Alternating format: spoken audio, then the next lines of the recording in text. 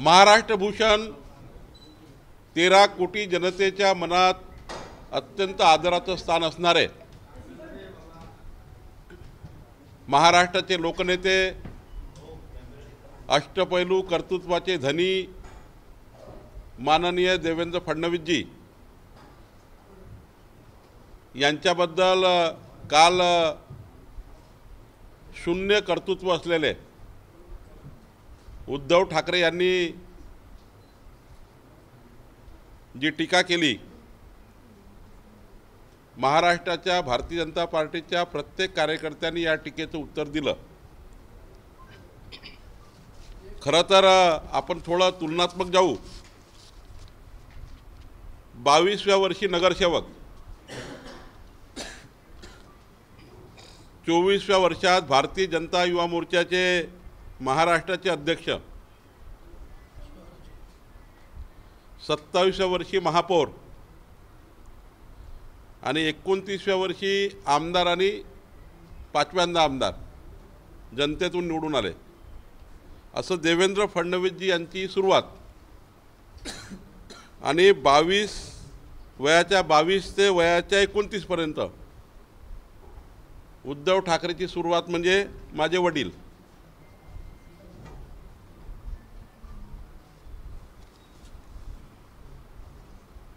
वयाच्या 31व्या वर्षी देवेंद्रजी राष्ट्रीय भारतीय जनता युवा मोर्चाचे राष्ट्रीय उपाध्यक्ष झाले।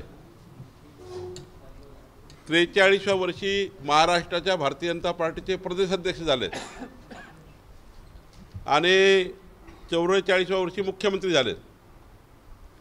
आता यांचं काय कर्तृत्व आहे? उद्धवजी 31व्या वर्षी जेव्हा देवेंद्रजी राष्ट्रीय अध्यक्ष उपाध्यक्ष होते तेव्हा माझे वडील आणि माझा कॅमेरा हे उद्धव ठाकरेचं कर्तृत्व होतं। 43व्या वर्षी जेव्हा उद्धव ठाकरे झाले तेव्हा वडील, माझा कॅमेरा आणि माझी पत्नी एवढाच परिवार। आणि 60व्या वर्षी कर्तृत्व काय? मी, माझा मुलगा मंत्री, पत्नी आणि मुख्यमंत्री, त्यांचा जीवनपट असा आहे। म्हणजे उद्धव ठाकरेंचा आणि देवेंद्रजींचा जर जीवनपट घेतला तर शून्य अस्तित्व असणारा, शून्य कर्तृत्व असणारा व्यक्ती असं नाव उद्धव ठाकरे आहे। आता थोडं दुसरीकडे जाऊ, आता कर्तृत्वाबद्दल बोलू। माननीय देवेंद्रजींनी जिद्द, मेहनत आणि सातत्याच्या भरोश्यावर नगरसेवक ते मुख्यमंत्री, विरोधी पक्षनेते, पक्षाचे महाराष्ट्राच्या उच्च पदापर्यंत आणि आता उपमुख्यमंत्री म्हणून काम करत आहेत। आणि स्वतःच्या नेतृत्वाला कर्तृत्व समजून उद्धवजी स्वतःच्या नेतृत्वाला कर्तृत्व समजून जनतेशी बेईमानी करून, मॅन्डेटची बेईमानी करून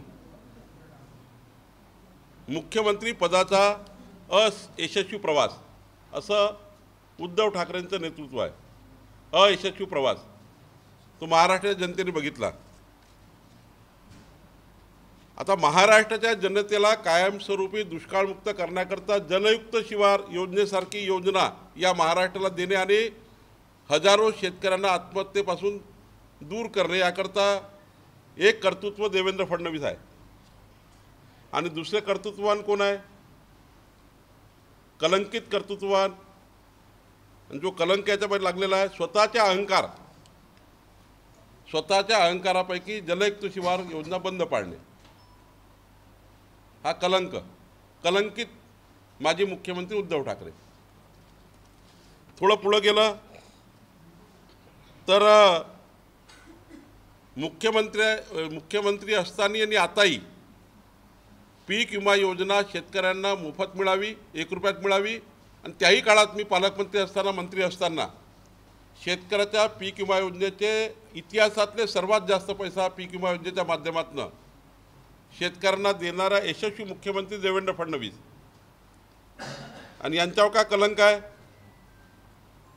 की शेतकऱ्याच्या डोळ्यात धूळफेक करून राज्य सरकारकडून जास्तीत जास्त प्रीमियम कसा विमा कंपन्याला मिळेल, जे 12-12 हजार कोटी रुपयाचं प्रीमियम विमा कंपन्याला दिलं, पण शेतकऱ्याला एकही रुपया मिळाला नाही पीक विमा योजनेचा, असा कलंकित मुख्यमंत्री उद्धव ठाकरे.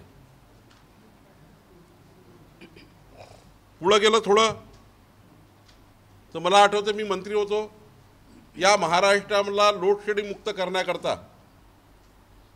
जो टास्क देवेंद्रजींनी दिला, महाराष्ट्राच्या शेतकऱ्याला दिवसाने वीज मिळाली पाहिजे म्हणून मुख्यमंत्री सौर वाहिनी योजना या महाराष्ट्रात देवेंद्र फडणवीसांनी दिली आणि पुढच्या 3 वर्षामध्ये या महाराष्ट्रातल्या 45 लाख शेतकऱ्यांना दिवसाने वीज द्यायची आणि स्वस्त वीज व्यापारी आणि उद्योजकांना क्रॉस सबसिडी कमी करून द्यायची, हा निर्णय घेणारा यशस्वी व्यक्ती म्हणजे देवेंद्र फडणवीस.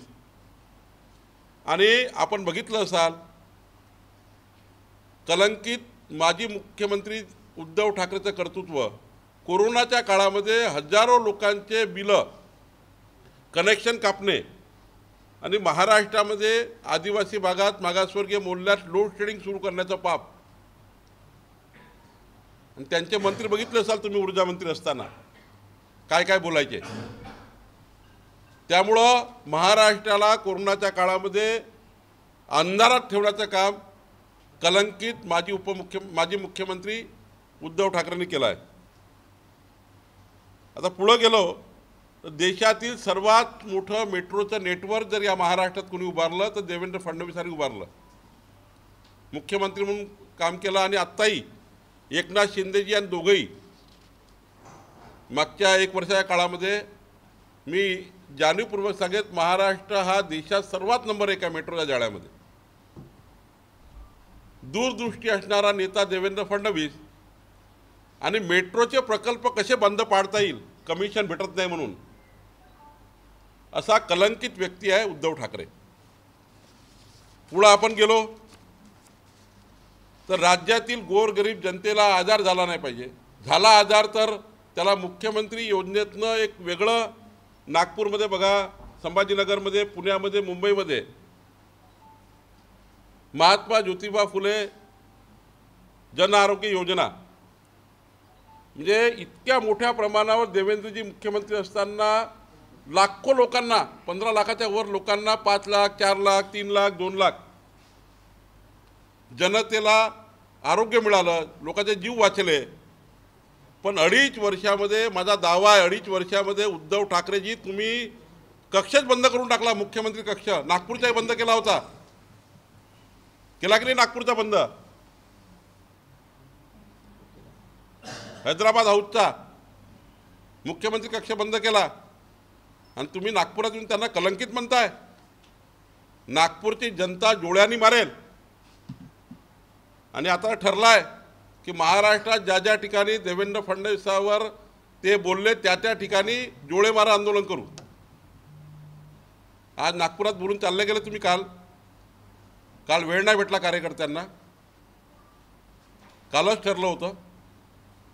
पण यानंतर तुम्हाला महाराष्ट्रात डोळे खायचे असतील तर तुम्ही त्या ठिकाणी यानंतर महाराष्ट्रात कुठेही बोलून बघा. खरं तर पुढं गेलं, मराठा समाजाला आरक्षण देणारे, मराठा समाजाकरता स्टॅटिस्टिकल डेटा तयार करणारे, मराठा समाजाकरता संपूर्ण डेटा तयार करून आरक्षण देऊन हायकोर्ट सुप्रीम कोर्टपर्यंत हे आरक्षण टिकवणारा यशस्वी मुख्यमंत्री कोणतं? देवेंद्र फडणवीस. आणि सत्तेत आल्यावर महाराष्ट्रातल्या मराठा समाजाचं आरक्षण घालवणारा कलंकित माणूस कोणतं? उद्धव ठाकरे. पुढे आपण जर गेलो, स्थानिक स्वराज्य संस्थेमध्ये ओबीसी आरक्षण देणे, मी पंकजा मुंडे ताई, संजय कुटे, राम शिंदे समिती तयार करून या महाराष्ट्रातल्या ओबीसी समाजाला आरक्षण देणे, महाराष्ट्रामध्ये पहिले मुख्यमंत्री असे असणे जे ओबीसी समाजाला मंत्रालय निर्माण करून नवीन मंत्री देणे, ओबीसी मंत्री, आणि ओबीसी मंत्रालय तयार करून महाज्योतीसारखी योजना तयार करून करोडो रुपये ओबीसी समाजाला राखीव ठेवणे, ओबीसी मुलांना परदेशामध्ये शिक्षणाकरता शिष्यवृत्ती देणे, असे यशस्वी मुख्यमंत्री म्हणून व्यक्ती म्हणून देवेंद्र फडणवीस, आणि सत्तेत आल्यानंतर ओबीसी समाजाचं आरक्षण घालवणारा कलंकित माणूस कोण? तो उद्धव ठाकरे. महाराष्ट्रातले विदर्भ, मराठवाडा, उत्तर महाराष्ट्र, उर्वरित महाराष्ट्र हे सर्व वैधानिक विकास मंडळ कार्यान्वित करून त्या वैधानिक मंडळाच्या माध्यमातून संपूर्ण प्रदेशाच्या विकासाची योजना तयार करणे, म्हणजे विदर्भाची विकासाची योजना विदर्भ वैधानिक महामंडळ, मराठवाड्याच्या विकासाची योजना मराठवाडा वैधानिक महामंडळ, उर्वरित महाराष्ट्राकरता उर्वरित वैधानिक महामंडळ हे पुनर्जीवित करून यांची मुदतवाढ वाढवून या सर्व विभागाला यशस्वी न्याय देण्याकरता, रस्ते, वीज, पाण्याचा बॅकलॉग दूर करण्याकरता यशस्वी मुख्यमंत्री म्हणून काम केलं असेल तर देवेंद्र फडणवीस, आणि कलंकित माणूस उद्धव ठाकरे, ज्यांनी विदर्भ वैधानिक मंडळ बरखास्त करणे, मराठवाडा विदर्भ वैधानिक विकास मंडळ बंद पाडणे, उर्वरित महाराष्ट्राचं वैधानिक विकास बंद पाडणे, मराठवाड्याची वॉटर ग्रीड बंद पाडणे. मराठवाड्याची वॉटर ग्रीड देवेंद्र फडणवीसांचं स्वप्न होतं, संकल्प होता. सरकार आल्याबरोबर या कलंकित माणसाने मराठवाड्याची वॉटर ग्रीडची योजना बंद पाडून टाकली. संभाजीनगर, धाराशिव, अहिल्यानगर हे नावं देऊन अभिमानाने या महाराष्ट्राची मान उंच करणारे एकनाथ शिंदे, देवेंद्र फडणवीसांचा प्रस्ताव.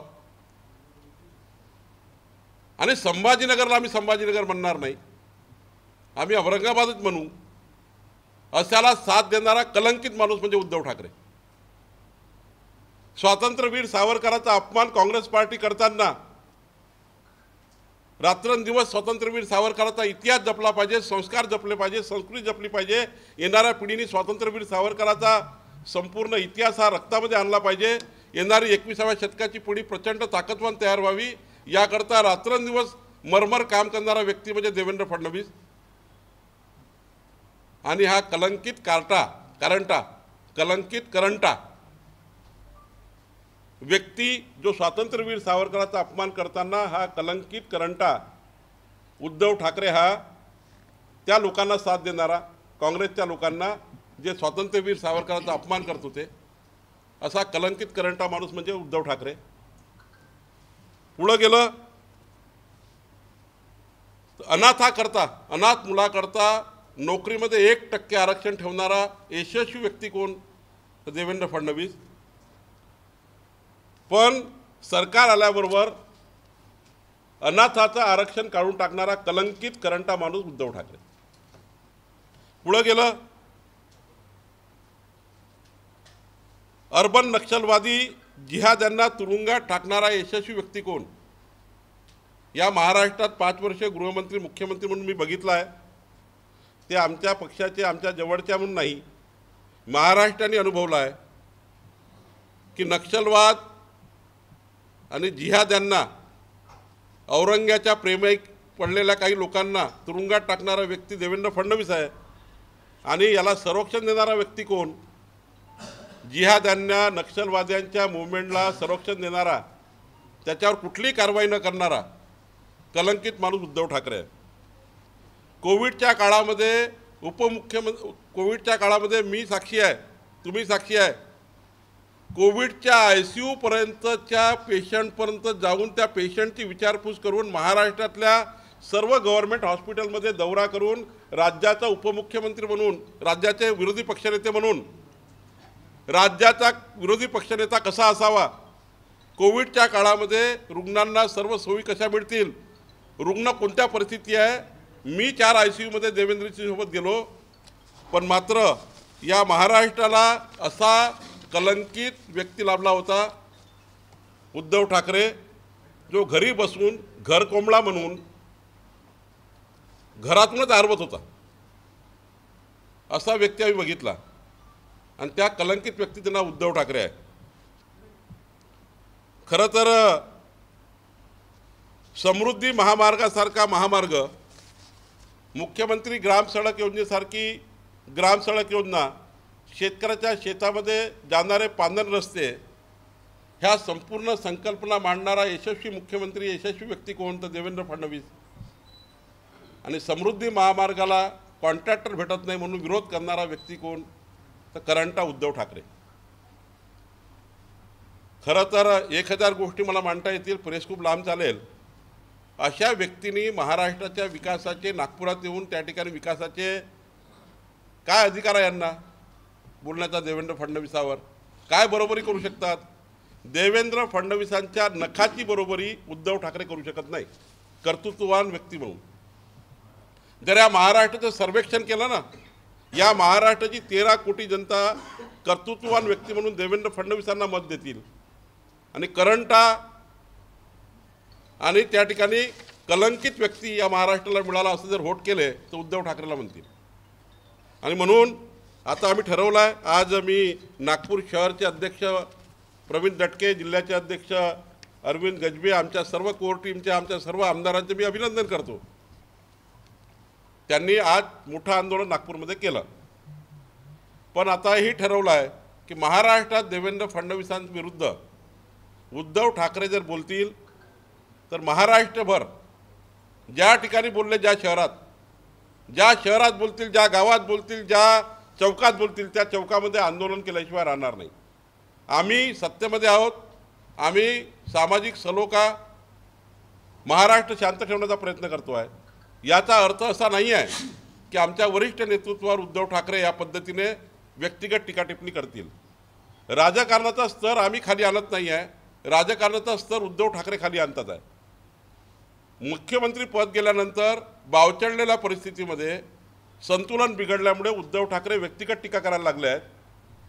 माझा त्यांना यानंतर स्पष्ट हा इशारा आहे, तुमचं संतुलन बिघडलं असेल तर मी हॉस्पिटलमध्ये जा, मनोरुग्णालयात जा. नागपूरला कोराडी रोडला मनोरुग्णालय आहे. लँड झाल्याबरोबर पहिले मनोरुग्णालयात दवाई घ्या, नंतर नागपूर फिरा. तुमचं संतुलन बिघडलं असेल तर डॉक्टरचा सल्ला घ्या. बावचळलेले असाल तर दुसरा डॉक्टर बघा. पण तुम्ही देवेंद्र फडणवीसजीवर आरोप करायचं या ठिकाणी काम केलं तर आम्ही तुम्हाला सोडणार नाही. यानंतर तर आम्ही रस्त्यावर आंदोलन केलं, पुढचं आंदोलन तुम्हाला माहिती नाही कुठं होणार आहे. आणि त्यामुळं आमचा इशारा आहे, आम्ही कधी स्तर सोडणार नाही, आम्ही कधी व्यक्तिगत बोलणार नाही, आम्ही कधी त्या ठिकाणी व्यक्तिगत टीका टिप्पणी करणार नाही. पण या महाराष्ट्रात तुम्ही जर त्या ठिकाणी हा असा निर्णय केला तर आमचे आत्ता नेते, आमचे आमदार, खासदार, आमचे लोक तुम्हाला आता तुमच्या गाड्या अडवल्याशिवाय राहणार नाही, तुम्हाला त्या ठिकाणी रोखल्याशिवाय राहणार नाही. लॉ अँड ऑर्डरचे प्रॉब्लेम झाले तर त्याला जबाबदार तुम्ही राहाल. या राज्याची कायदा सुव्यवस्था बिघडली याला जबाबदार उद्धव ठाकरे राहतील, आम्ही राहणार नाही. हेच या माध्यमातून मला सांगायचं होतं.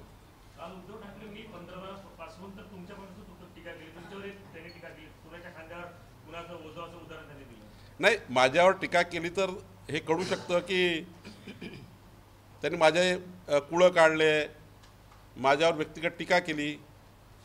त्याचं उत्तर कार्यकर्ते देतील किंवा त्याचं उत्तर मी दिलं आहे. पण देवेंद्र फडणवीसांसारख्या कर्तृत्ववान व्यक्तीबद्दल जर तुम्ही बोलाल तर भारतीय जनता पार्टी शांत बसणार नाही.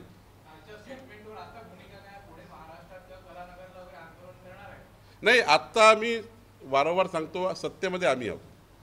आमची जबाबदारी आहे महाराष्ट्र शांत ठेवणे.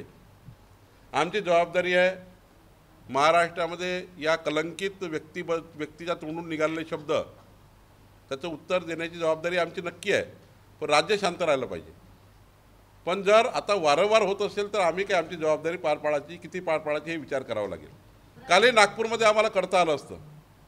नागपूरमध्येही त्या ठिकाणी व्यक्तिगत रूपाने आम्हाला आंदोलन करता आलं असतं, ते व्यक्तिगत रूपाने झालं असतं. त्यांनी तर आमच्या चंद्रकांत दादासारख्या व्यक्तीवर शाई फेकली आहे. आम्हालाही 50 प्रकरण करता आले असते. नागपुरात तर कधीही करता आले असते, कोणत्याही गावात जाऊन करता आले असते, मुंबईच्या कलानगरमध्ये जाऊन करता येतात. पण महाराष्ट्र अशांत करायचं काय? पण जर पुढून जर वारंवार भूमिका असेल की देवेंद्र फडणवीसांचा अपमान करायचा, अमितभाईचा अपमान करायचा, मोदींचा अपमान करायचा, मग महाराष्ट्र अशांत झाला तरी आम्ही जबाबदार नाही आहे. नाही, ते माफी मागण्याच्या लायकीचेच नाही आहे, त्यांच्याकडं अपेक्षाही नाही आहे. त्यामुळं मी काय असं म्हणणार नाही. पण पुढं त्यांना इशारा राहील की ज्या शहरात बोलाल त्या शहरात तुम्हाला धडा शिकवल्याशिवाय राहणार नाही.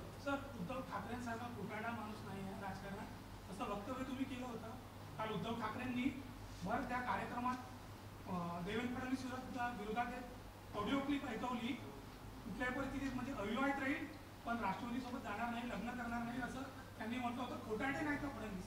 असं आहे की राजकारणामधल्या त्यावेळच्या त्या भूमिका असतात. मग मला सांगा, स्वर्गीय हिंदू ऊर्जा सम्राट बाळासाहेब ठाकरेंनी असं म्हटलं होतं की माझी शिवसेना मी बंद करून टाकेल पण काँग्रेससोबत जाणार नाही. उद्धव ठाकरेला प्रश्न आहे माझा, मग ती क्लिप दाखवायची का? तेव्हाची स्थिती काय होती स्वर्गीय बाळासाहेब ठाकरेंच्या काळातली, त्या काळातली ती स्थितीवर ते बोलले असतील. देवेंद्र फडणवीस त्या स्थितीवर बोलले असतील. राजकारणात महाराष्ट्राच्या विकासाकरता काही निर्णय घ्यावे लागतात. महाराष्ट्र विकासाकरता नंबर 1 करण्याकरता काही निर्णय त्या ठिकाणी व्हावे लागतात, ते त्या कालाने होतात. मग तुम्ही सांगा उत्तर, स्वर्गीय हिंदू ऊर्जा सम्राट बाळासाहेब ठाकरे काय बोलले होते?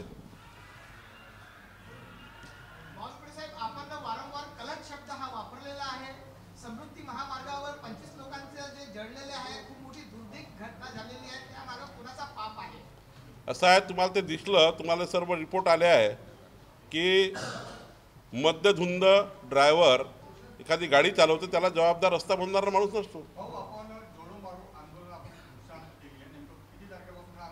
नाही, आत्ता झालं ना. काल आम्हाला करता आलं असतं, काल मीच थांबवलं. काल मी आमच्या भारतीय जनता युवा मोर्चाच्या कार्यकर्त्यांनी काल पूर्ण तयारी केली होती. उद्धव ठाकरेची गाडी अडवायची आणि तीव्र आंदोलन करायचं, गाडीत जाऊ द्यायची नाही, समोर सरकू द्यायची नाही. आम्ही काल आमच्या कार्यकर्त्याला थांबवलं, महाराष्ट्र अशांत होऊ नका. पण या पद्धतीनं आता ज्या शहरात ते बोलतील त्या शहरात आंदोलन होतील.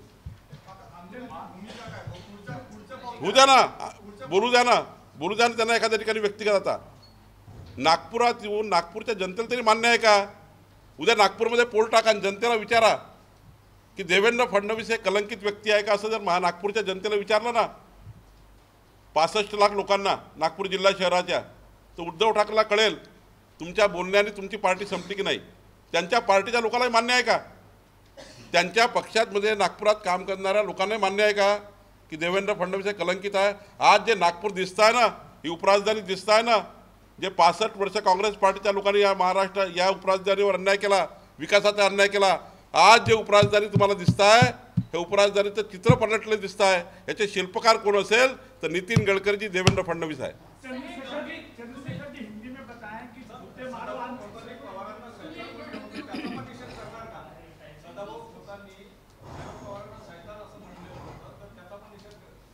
नाही, मी काय म्हणतो, त्यांनी काय केलं मला काही बोलायचं नाही. मी देवेंद्र फडणवीस साहेबांची प्रेस घ्यायला आलो आहे, तेवढं विचारा.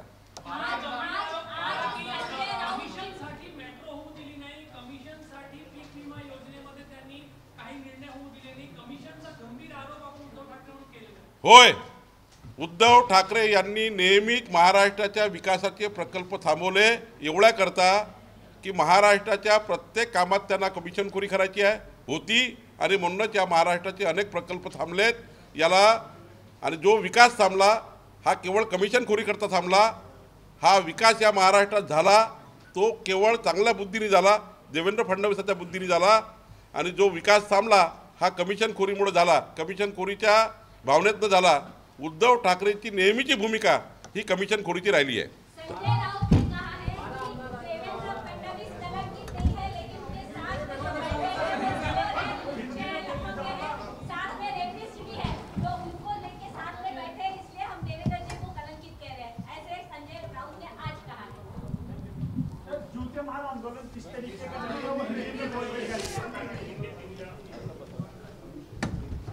पूरी प्रेस हिंदी में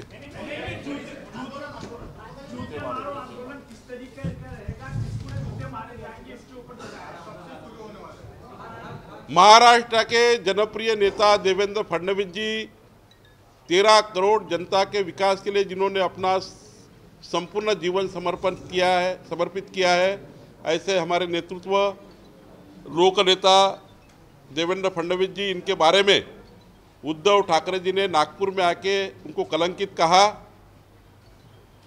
कल ही हम भारतीय जनता युवा मोर्चा के माध्यम से उनकी गाड़ी रोककर उसका जवाब देना चाह रहे थे, लेकिन हम सरकारी पार्टी में, गवर्नमेंट पार्टी में हैं। हमने महाराष्ट्र को अशांत करने का, अशांत नहीं होना चाहिए, ये हमारी जवाबदारी है, इसलिए हम कल रुके। आज हमारे प्रवीण दटके जी, अरविंद गजभिये जी ने और हमारे सारे विधायकों ने आंदोलन भी किया, लेकिन आपके माध्यम से मैं उद्धव ठाकरे जी को आखिरी का जो एक उद्धव ठाकरे को आखिरी का एक सूचना देना चाहता हूँ आपके माध्यम से।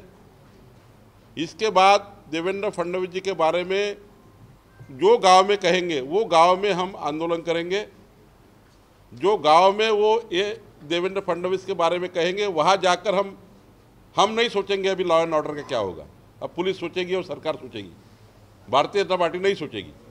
अब तक हमने सोचा है, सरकार में जब होते हैं तो हम सोचते हैं कि भाई हमारी तरफ से ऐसी कोई गलती ना हो, लेकिन सरकार के में रहने के बाद हमारी जवाबदारी अकेली की नहीं होती कि हम लॉ एंड ऑर्डर के प्रॉब्लम तैयार ना करें, जवाबदारी उनकी भी है। देवेंद्र फडणवीस जैसे नेता को जिस प्रकार से उन्होंने कहा है वह कदापि सहन करने वाला नहीं है। मैंने सारा विश्लेषण किया है, चाहिए तो पूरी जो इसकी प्रत है वो आपको देता हूँ, लेकिन जो कर्तव्य शून्य है, घर में बैठ के राजनीति करने वाला व्यक्ति है, जिसको कोई उसका महाराष्ट्र के विकास के लिए कर्तृत्व नहीं है, ऐसे व्यक्ति ने कर्तृत्ववान देवेंद्र फडणवीस के ऊपर आरोप नहीं करना चाहिए, गलीच्छ आरोप नहीं करना चाहिए, निचले स्तर का आरोप नहीं करना चाहिए। यही हमारा इस माध्यम से कहना था, और मुझे लगता है अगर वो समझे नहीं तो आगे हम समझाएंगे उनको, समझाएंगे, जनता समझाएंगी, कार्यकर्ता समझाएंगे। इसके बाद तो कह के दिखाए, इसके बाद तो कह के दिखाए, कोई भी चौक में आके दिखाए कि इस प्रकार से देवेंद्र फडणवीस और मोदी जी और अमित भाई के ऊपर जिस प्रकार से वो निचले स्तर की बात करते हैं। भारतीय जनता पार्टी इस महाराष्ट्र की सबसे बड़ी पार्टी है और ये कदापि नहीं सहन करेगी। हमारे कार्यकर्ता और हमारे विधायक और सांसद नहीं सहेंगे। हम इसका अभी ईंट का जवाब पत्थर से देंगे।